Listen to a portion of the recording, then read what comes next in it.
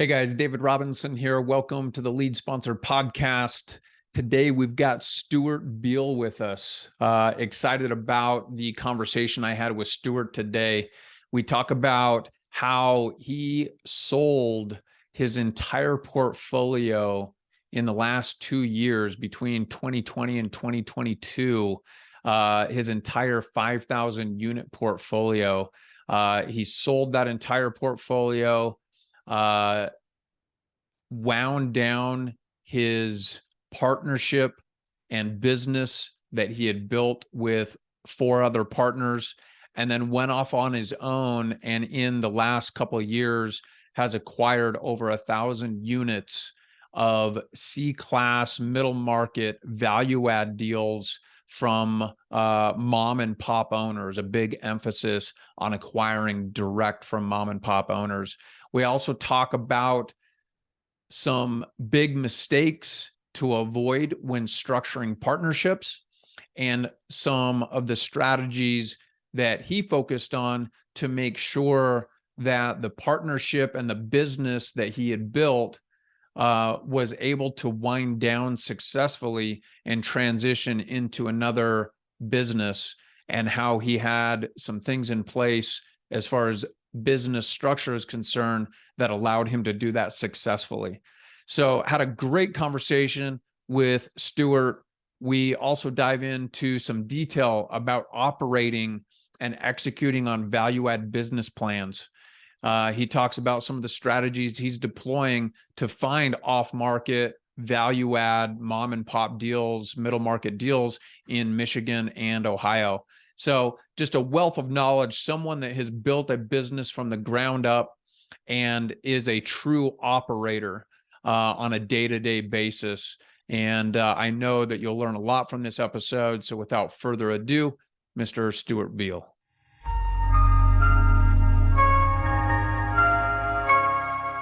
All right, Stuart Beal, welcome to the show. Appreciate you coming on. Yeah, thank you very much for having me. So let's start off by talking about where your business is at today. If you can, just sort of give us a broad overview about what your business looks like, what you've accomplished today, how things are structured, and then let's back up and let's talk about your journey and how you've gotten to the place you're at today. Yeah, okay, great. So right now we operate 2 businesses. The first is Beal Properties. We manage 3,000 apartments, single-family homes, and office spaces in about 60 cities around the state of Michigan. We have offices in Grand Rapids, Lansing, Detroit, and Ypsilanti in Michigan. And then we have an office in Toledo, Ohio. And we have 65 employees that work for that property management company. About half maintenance and laborers, and half are property managers, accounting, leasing agents, assistant property managers, and so on. That's the first business. That supports what we do on the syndication side, which is called Beal Capital. And at Beal Capital, we just completed last year our first fund. And then we're right now fundraising for our second and third fund. One is targeting apartments, and one is targeting small, flexible office and commercial spaces. And that obviously the 2 businesses work together. Anything we buy on the syndication side is managed by the property management company. And then in terms of my journey, when I was growing up, I was a big reader. I would read a book a day, basically going back to middle school. I started picking up business books and business magazines in my young teens, read anything I could get my hands on. It got me really interested in business. Back then, this was in 1995, 96, 97, 98, or maybe even earlier. But the point is, back then, there was no crypto, there was no internet, there was no get-rich-quick schemes that you're reading about. You would read about how to get wealthy, and it was all about either build a great company or invest in real estate, or do both. And I tried both, but we can talk about my construction company if you want. But I tried to do both, and it was about investing in real estate. So when I was 13, I started a lawn mowing company just like a lot of people do, mowing your neighbor's lawns. And when I was 16, we made it a real business. And then when I was 19, I sold it for $250,000. And the deal was 50,000 down and $1,487, I think it was, every single month for 10 years. And so when I was 19, I had the capital to make my first real estate investment. And when I was 19, I was going to Eastern Michigan University, and I needed a place to live. And so I bought a 5-unit in which there was one vacancy, and kind of did a glorified house hack, if you will, to do my first real estate transaction. So that's kind of how I got started, and that was in 2002.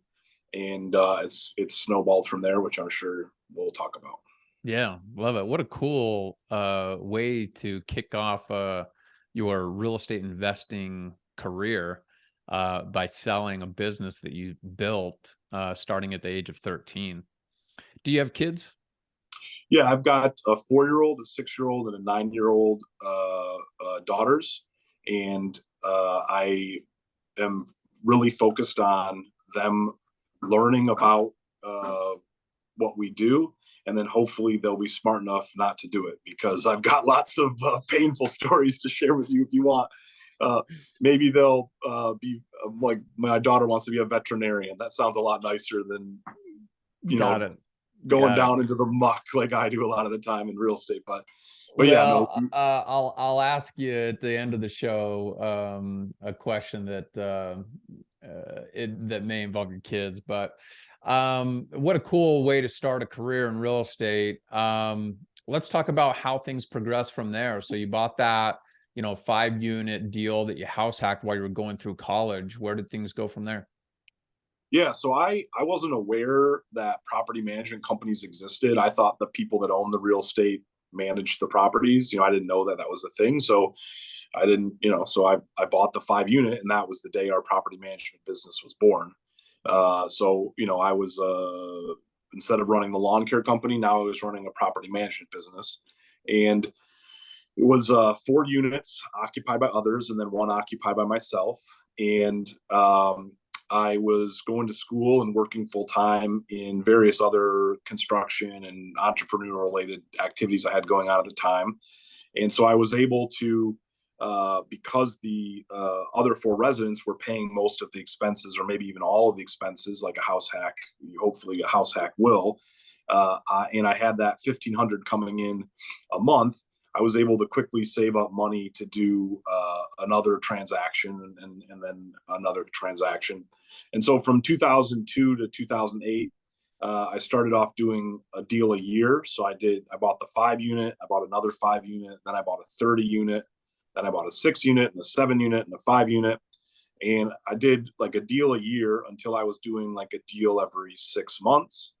And then I started doing a deal every 3 months. And then in 2008, I had a successful construction company that I had built, and I was able to successfully pivot that construction company to take on Obama shovel-ready projects that the federal government was pumping money into cities and schools to get money out the door quickly because the foreclosure crisis was coming on.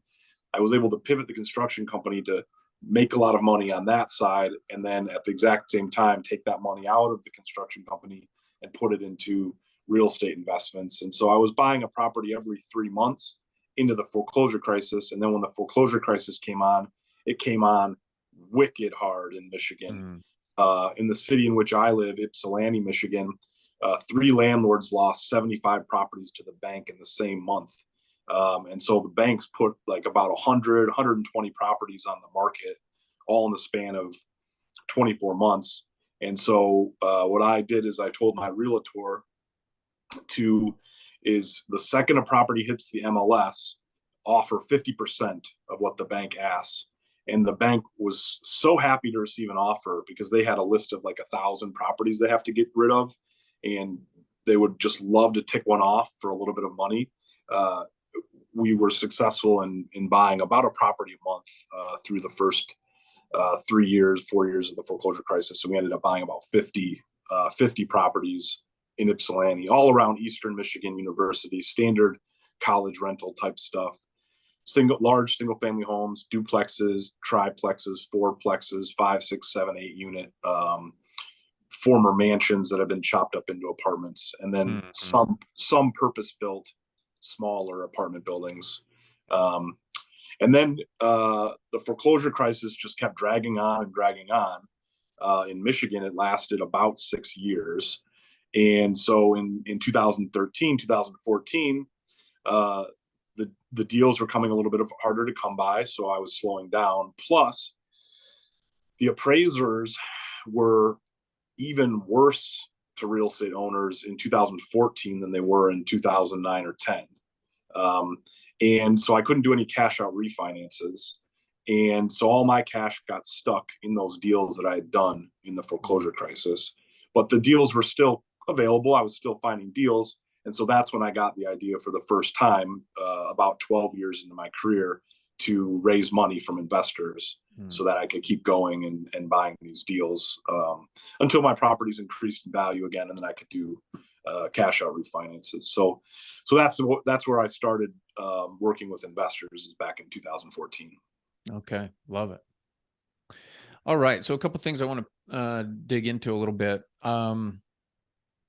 You mentioned in that 2002 to 2008 time frame that you acquired some small multi, and then you ended up buying a 30-unit apartment building. What was that experience like? I know I'm taking you way back then, but jumping from a 4-unit to a 30-unit is a pretty significant jump. You're getting into that commercial realm and a legitimate commercial property at that point. What was that experience like, as you can remember it?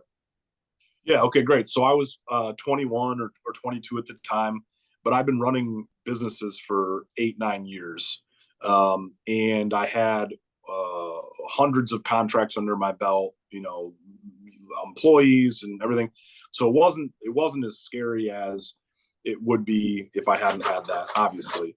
The issue I had was where I live in the state of Michigan, a 30-unit back in 2002 is not like a 30-unit in Salt Lake City, Utah. I mean, a 30-unit in Salt Lake City, Utah, you're talking $3 million, $3.5 million minimum, right? Maybe I could see it even more, Yeah, today a lot more. I don't know what it was back then, but yeah.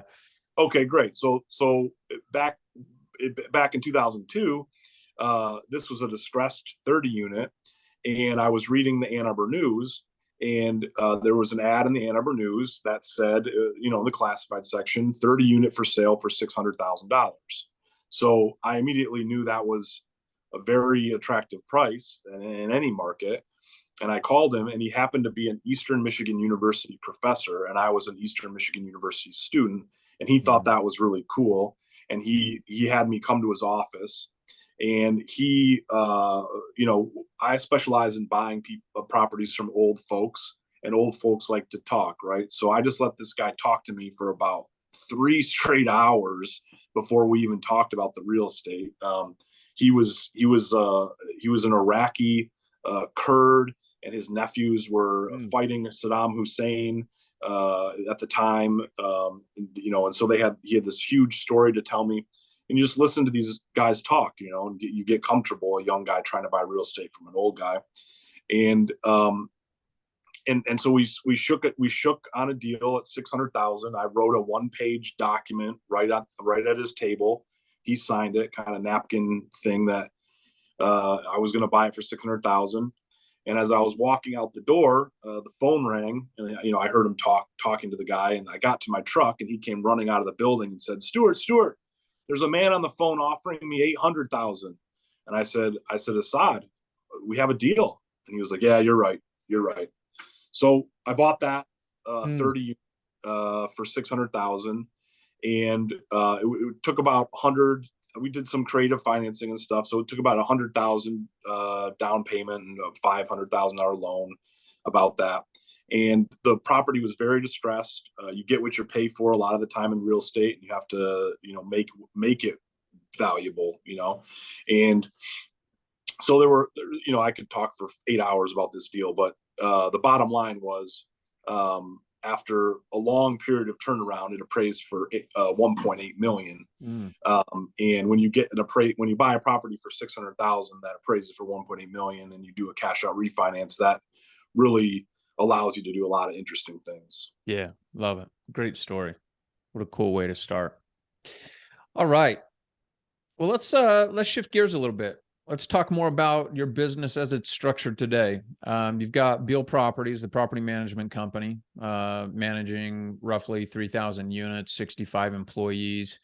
And then you've got Beal Capital that you've successfully executed on one fund, and we'll talk a little bit about what you acquired in that fund, and then you're in the process of raising for a second fund with a focus on apartments and some flex commercial. But let's talk about the property management company to start off. So that's been your bread and butter over the years. Is that correct?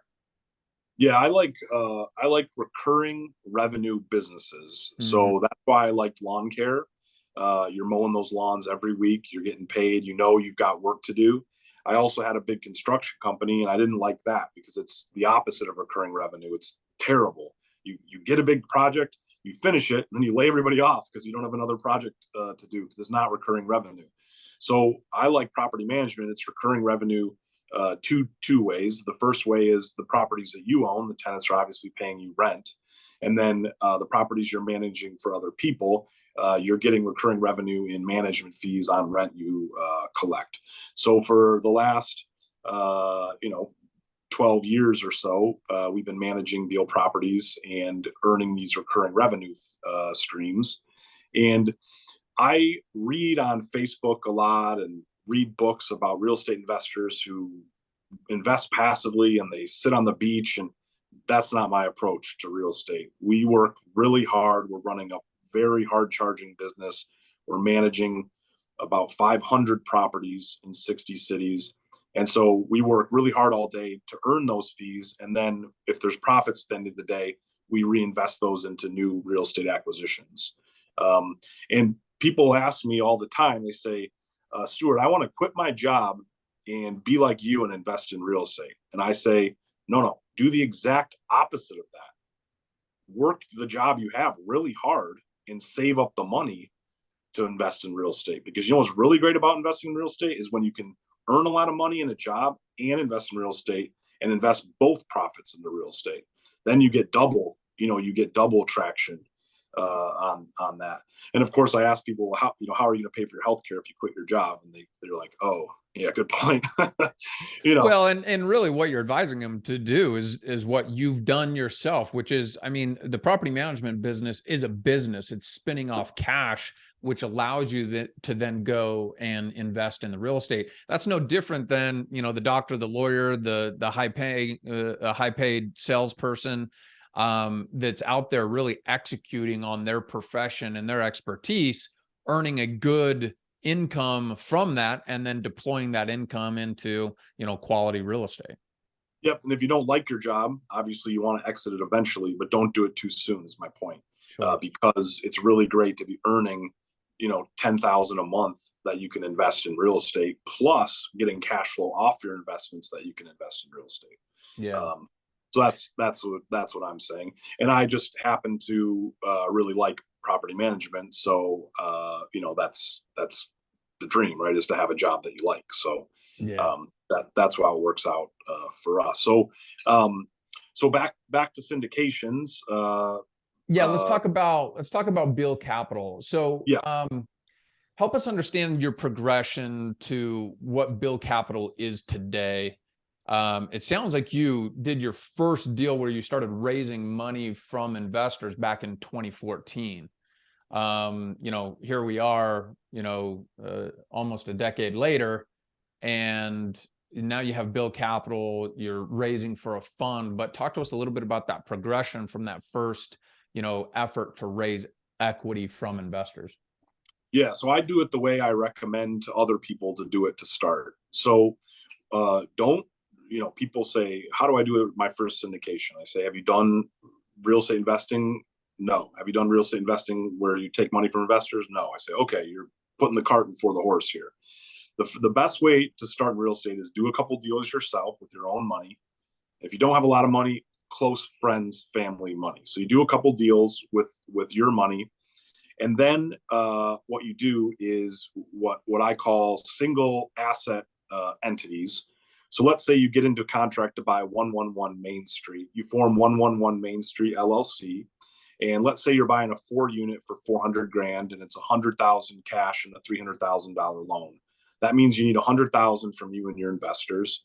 You put in 25, 3 other guys put in 25. That equals 100. All 4 of you are equal partners in this deal. You charge them a little bit of a fee for putting the deal together because you should earn more than they do because you're the one doing the work. And that's how you do your first real estate deal with investors. And the paperwork is very simple. It's a limited liability company. It's an operating agreement. And then you have to decide who's going to manage the property. And if you're going to manage it, you can charge them, again, an additional fee. And so I did that multiple times in 2014 and 2015 when a couple of the investors who were doing it with me said, how do we make this bigger and scale this faster? And so we came up with the syndication model, which I had never heard of at the time. So when I say came up with it, I mean, other people were doing it, but we came together in our minds. And so we set upon from 2014 to 2020, we formed a partnership, me and 4 other people, and we raised a series of funds where we eventually raised more than $130 million from investors and purchased more than $300 million worth of real estate. It was about 140 apartment complexes in which there were between 5,000 and 5,500 apartment units. And so me and 4 other guys and a staff of about 10 at that capital sponsor business did that. When COVID came on, it frayed the partnership a little bit, not in like any negative way, just people wanted to go slightly different directions. And so we decided that the best route would be to sell the apartments because of the hot market. And we were getting offers out of the woodwork that were very attractive. And so we sold all 5,500 of those apartments in the last 2 years. And that's where Beal Capital was born. Is okay, it's time to start buying properties again. So and I'd never done a fund by myself where I was the only partner. And so in 2020, I formed Beal Capital and did Beal Fund 1. And that's where I am today. Love it. Yeah. Thanks for giving us some clarity on that. I do want to dive in, if you don't mind, to that transition from working with your partners in the previous fund that you guys started and bought 140 different apartment complexes, raised $130 million worth of real estate or of equity, and bought $300 million worth of real estate. What was that like winding it down? And what advice would you have for someone who's maybe in that situation where they have a partnership, they've done some significant deals and have a significant portfolio, and the partnership is looking to wind down? What was your experience like, and what advice might you have for someone that's in that situation? Yeah, so my partners and I were very intelligent in designing this path in which we knew that we would wind it down when we started it. We formed a board of directors to advise us. We had multiple syndication attorneys advising us. We didn't know when we were going to wind this down, but we knew eventually we would exit this business and exit this partnership. And so we designed it pretty intelligently going in. If COVID hadn't have happened and some things hadn't have happened during that year, we probably would have done a 6th fund and a 7th fund and made it slightly bigger. But we just had the partnership agreements written really well, and we had our heads on straight to be able to do that. And it really helped that we were able to exit successfully for ourselves and our investors. And just, we sold properties, we made some money, we returned it to investors, and and that allows us to go and do it again. So for someone that has a significant portfolio, they have a partnership that's looking to wind down. You guys were selling at an incredible time, right? Yeah. And I don't know if that was market, caused. Obviously, you mentioned COVID and some, just the desire of the partnership to dissolve. But it was an incredible time to sell. I'm curious, if you have any thoughts for someone who may be at this point in time in the market cycle where, things are different than probably in the last 2 years that you've sold. And maybe there's a little bit more benefit to the sponsors because they're looking to dissolve and not necessarily the benefit to the investor. Not a great question, but hopefully you understand what I'm trying to get at, which is there any challenges to the motivation of the sponsors to actually sell and dissolve and liquidate their portfolio, and also balance that with what's best for the investors at that point? Yeah, so I'll consider that a 2-point question. The first is we sold at the exact right time. Our buyers were armed with 3% to 3.5% money while rents were skyrocketing. Yeah. And so we were able to convince sellers that look at our rent rolls. They're not where they can be in some cases, and you can get them there. And we made some successful sales. Now you're armed with, I was quoted today, 7.19% interest rate. And I'm also thinking that rents are not going to increase at all in 2023. They're going to stay flat. And so selling now would be more difficult. The second part of the question is, how do you balance selling and buying with your investors? And I've seen both. I've given money back to an investor and they'd be super happy, and then I've given money back to an investor and they'd be super upset. They say, how long it took me to due diligence you guys, and I could have invested in a whole bunch of other things. I chose to invest with you. I wanted this money to be put to work for 20 years, and now you're giving it back to me already. And we were just blessed in most cases to work with investors that put a lot of trust in us and understood that if we were returning money to you, it was the best thing to do at the time. And we're raising new funds, so if they want to reinvest that capital, they can. In Beal Capital, Beal Fund 1, the fund started in 2020, and we immediately sold a couple properties we bought in that fund. But instead of returning the money to investors, we 1031'd it into larger properties, and that seems to be a very good strategy going forward as well. But in that case, I'm the only partner, and I can decide completely and fully what to do. When you're in a partnership with 5 other people, every one of them were amazing, and every one of them brought a lot to the table. But we did have 2 calls a week for about 100 straight weeks, where we're debating and talking and analyzing this business to death, and it definitely slowed us down for sure. And when there's 5 votes, you don't always get your way. So it's just a different thing. Do you want to be in a partnership and do huge things, or do you want to do it by yourself? And most likely you're going to be doing some smaller stuff, because you can only do what one person can do as opposed to what 5 people could do. And along those lines, I think you can give some insight to some up and coming sponsors who are ambitious. They have a desire to do some big things in the space, and they're exploring the possibility of partnerships versus, maybe going at it more alone.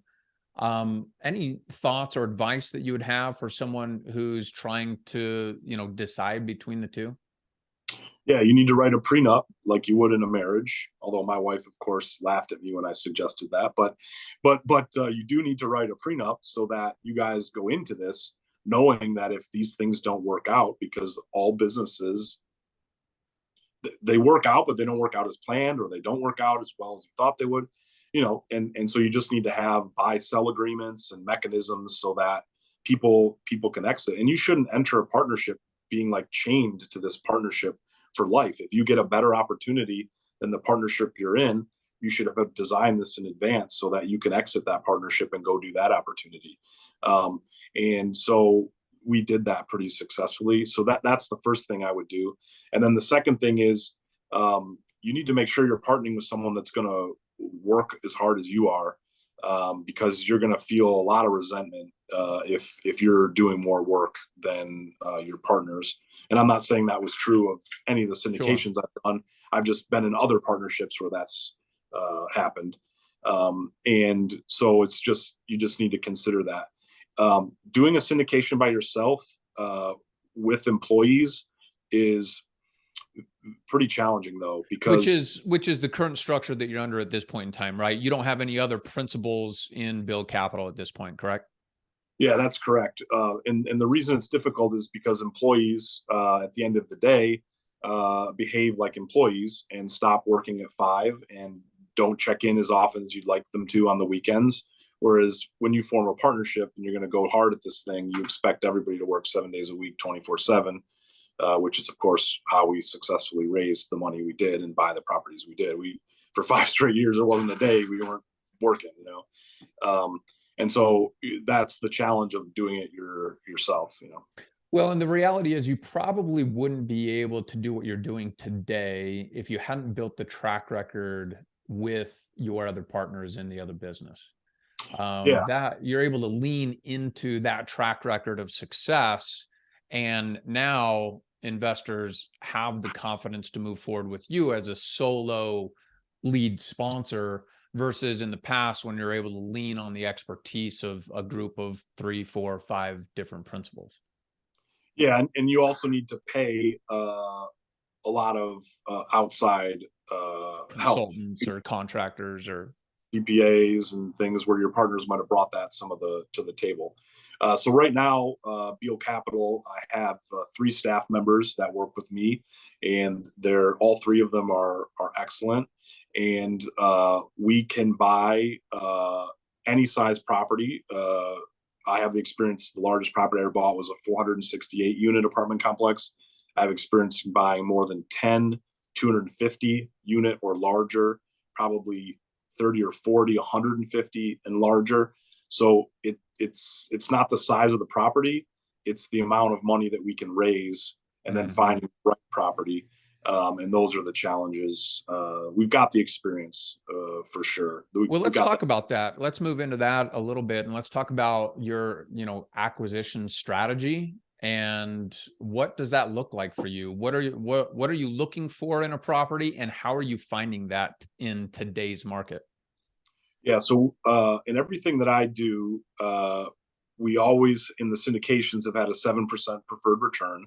So we can never invest, we can never buy a property that jeopardizes the 7% preferred return. And we have spent hundreds of hours debating, is this property going to be additive to our fund, or is it going to detract from the fund? And if it's going to detract from the fund, how quickly can we get it to reverse and be additive? So we have everything has a 7% preferred return. And then what we try to do is we try to do properties that will cash flow at a 10% cash on cash return soon. And that might sound funny to someone in Salt Lake City, Utah, who's just trying to make them break even. But that's how we've played the game in the Midwest since 2002. And so the last, Beal Capital formed its first fund in 2020, and we've returned a little over 10% in the last 2 years, and we're going to do that again this year. And most importantly, we've more than doubled the equity in the fund due to buying value add properties where we've been able to do a value add strategy and quickly boost the value, go in there, renovate, remodel, boost rents, and get the value add strategy to play. So that's what I've always done, is Class C or Class B properties that require a value add strategy. And I focus on mom and pop sellers. I found that's the way to get the best price. It's more relationship driven, not broker driven. So you meet the family, and they trust you, and they come to trust you to get this deal done for them. And so that's my strategy. In terms of finding the deals, we use 6 off-market strategies. The first one, big advantage to me, I specialize in buying properties from people that hire me to manage them. So that's been a huge pipeline, a huge benefit. That's the first one. The second one is social media content. I've had many posts go viral on LinkedIn in the past 2 years. And so we get at least 1 or 2 deals a day in our Facebook and LinkedIn messages saying, check this out. The third one is old-fashioned letter writing. So we drive for dollars, as the wholesalers would say. We use CoStar, look up the city databases, mail people letters. I once had a guy call me 3 days after I put it in the mail, and I once had a guy call me 8 years after I put it in the mail. And so do not ever let anyone say, downplay the letter writing strategy. If you put 10,000 letters in the mail, you're going to be buying some deals. And then off market pocket listings. So we bought 30 apartment complexes in the city of Toledo from one real estate broker who got the contract and then sold it just to us. That was good. And then we buy on market deals as long as they fit the model. It's usually deals that have sat in the market for a while because there's a major problem with them that are scaring away buyers or making them not financeable because we can pay cash when we need to. And so those are the strategies. I might be missing 1 or 2, but that's if you've got all those working together and you have a few staff members helping you, it really brings in a quite a robust deal flow. And maybe you don't have this number top of head, but what percentage of your acquisitions actually come from property management deals, assets that you're currently managing through the property management company? Any idea percentage wise how many of your acquisitions come from that source? Like 10 to 15%, but they're really, really great because you're already, already know everything about the property, and the seller comes to you first. And so you can get a good deal. And it's a lot of times it's what you've really helped the person a lot. Like for instance, the best deal we did in Beal Fund 1 was a 37 unit in Dundee, Michigan, that even though the seller had no debt, they still lost money on the property every month. They hired us. We turned that around. And once we were able to turn it around, he was like, oh man, maybe we could sell this now that this thing's making some money. And we said, yeah, let us help you do that. And then we ended up buying it. And we bought that property for $1.3 million in June 2020, and it appraised this week for $2,615,000. So a double in value in about 2 years. And so that's why I say the best property we did in the fund. I'm sure that's a delicate balance when you're working with an existing client to potentially acquire their property. Do you find yourself maybe paying over what you would like to because you're trying to maintain that relationship? How do you balance that relationship and making sure that the deal is good for both parties without the seller feeling like, hey, they had an inside track here and got a good deal? So in that particular situation, they came to me and said, I believe this property is worth 1.8 million. And I told them that, we've only been managing this for you for a year. Right now it's worth 1.3. Here's the pro forma, here's the math, here are the rents. I can definitely get it to be worth 1.8 in 2 to 3 years if you want to continue us to manage it, because this is how we'll do it. We'll slowly get the rents up. At the end of the day, this is what it's worth. And they said, no, we think it's worth 1.8 now. And I said, okay, I'll manage this for as long as you want. You go out and sell it to somebody else for 1.8. God bless you. That's fine. And they talked to half dozen real estate brokers, and the real estate brokers crunched the numbers, and they told them, I think it's worth about 1.3. And when he came to the realization that it was probably worth more than 1.3, he asked me if I'd buy it for 1.3, and we agreed. So it was a situation where it was work for both parties, both knowing that this property could be worth more in the future. But it was a timing issue. They were sick of owning this property. They wanted to sell. Yeah, makes sense. Thanks for Yeah. walking us through that. Yeah.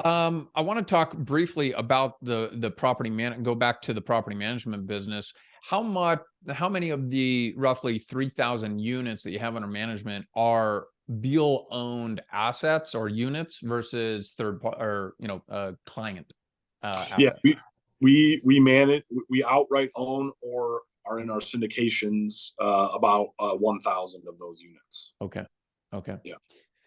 And moving forward, in the market that we're in today, you're currently raising for another fund, so you're a buyer. What are you looking for, and how are you getting deals done today? Yeah, so I'm in the driest spell I have had in 10 years. I currently do not have a property under contract as we speak today, which is the first time in 10 years that's been true. And I bought a 20-unit apartment building on Monday. So it's only been a few days. And the way we got that deal done is the seller forgot about me, and he entered into a contract with someone else, and they went through all their due diligence, found a sewer problem, found some window problems, parking lot, roof, and the buyer said, turns out this is too big of a project for me, I'm backing out. Then he remembered that he met me like 15 years ago, called me, said, hey, I have this deal that's still in contract today, but I think we're exiting it. I'll sell to you for the same price. Just off the top of my head, I know what things are worth off the top of my head. So I said, that price sounds fine, subject to getting through. We went through it, and we did negotiate the price down about $85,000 because it was a little bit worse than he had said. And we got that deal done because it's a mile from our office. We know the market really well, and he was exhausted trying to sell it to other people. I will say that I have offered about 30 offers in the past 6 months on mid-size apartment buildings where traditionally they would agree to sell to me, and the seller rejected my offer without a counter because they believe the property's worth a lot more than I do right now. It's probably the biggest disconnect that it's been in 5 to 7 years. Dozens of times in 2017, 18, and 19, the seller and I would come to agreement within a minute because we would just both agree that's the price.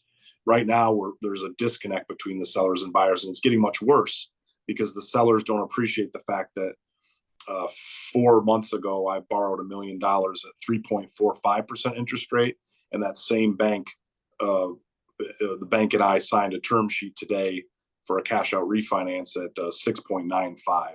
And so there's this huge difference between what you can pay with 3.45 versus what you can pay with 6.95, and that's making the situation worse. But we're confident that our strategies that have always worked in the past will continue to work in the future. We just need to work them harder than we've ever had before, and we need to find deals of people who need to sell. And so who needs to sell? Mom and pop operators who have been paying 3% interest rate for the last 5 years, whose debt is coming due in 2023, plus their roof needs to be replaced now, their parking lot needs to be replaced now. Their bank is saying, yeah, we can renew, but it's going to be twice as much interest and principal payment. Plus, you've got to borrow more to do these improvements. Those are the people who are going to sell in 2023. And I think that we're well positioned to attract those folks to us if we keep working these systems. On the 20 unit that you just acquired, how did you finance that deal? Or did you go cash? Yeah, so we financed that deal. It's 100% occupied, but there are people paying less than $800 a month for 3-bedroom apartments. which we believe we can rent for $1,600. So we were able to find a bank who would do an interest only plus a construction loan.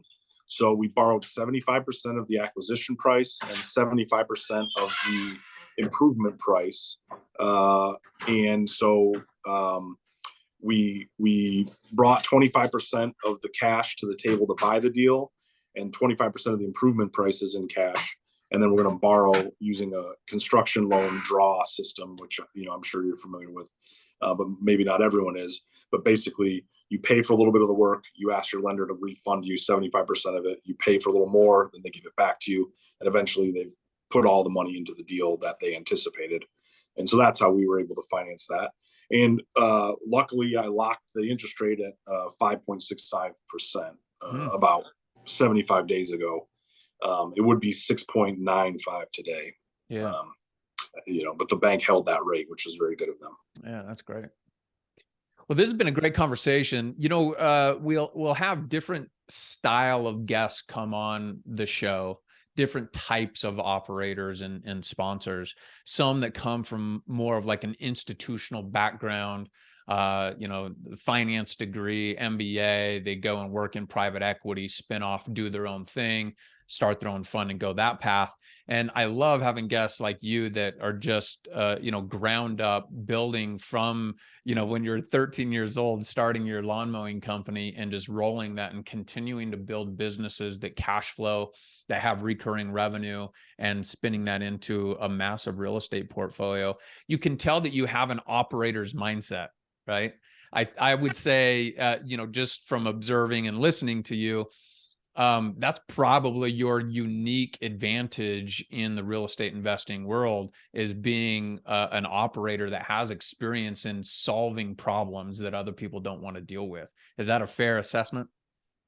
That's a very fair assessment. And one of my partners in a former real estate syndication, he used to work for Goldman Sachs for 10 years. So he was who you were describing.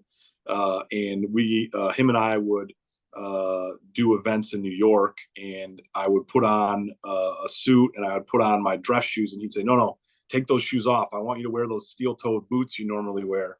And I would show up at the event in the steel toes, and he would point that out to the crowd, and they would eat that up. I bet.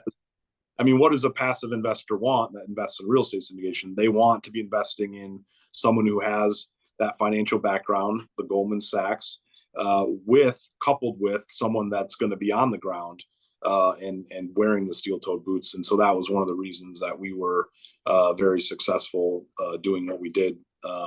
And that's what we bring to the table today. So if you want to invest in the state of Michigan in value add strategies, bealcapital.com, what we bring to the table is we're right in it right now. Like any of the real estate that we're investing in, you can fly into Metro Detroit, be at our office 25 minutes later, and then we'll go see like 30, 40 properties that we own in just 8 hours, just driving around, come check out what we're doing. And we have a guy flew in from Texas a couple weeks ago and picked him up at the airport and drove him to the properties, Well, and in my experience as a passive investor and a co-GP in syndication deals, it's one thing to crunch the numbers and analyze the deal on the front end. It's a whole nother to operate a deal, especially a value add deal. And so having someone like you that has the chops, that has done it in the past and has a tremendous amount of experience, and actually operating and executing on a value add business plan, especially in the C-class asset space, is invaluable, and great to see someone like you that's really getting after it at that level. Well, look, I've kept you longer than we anticipated, so I want to be respectful of your time. What's the best way for our listeners to connect with you and learn more about what you have going on? Yeah, so my email address is sbeal@gobeal.com. That's my first initial and last name. And I'm very active on Facebook and LinkedIn. You can send me Facebook and LinkedIn messages. And also our property management website, we'd be glad to manage anything you buy in the state of Michigan, is gobeal.com. And then our syndication website is bealcapital.com. and we're very responsive. We've got a team of 4, an investor relations person, an asset manager, an acquisitions person, and we'll be hiring another person in 2023. Love it. Well, again, a pleasure to have you come on the show, Stuart. I appreciate you spending the time with us, going into some detail about how your business is structured, your background, and what you focus on today, and how you're getting deals done today in today's market. I appreciate the insights that you've given us, and I look forward to staying in touch with you down the road. All right, great. Thank you very much.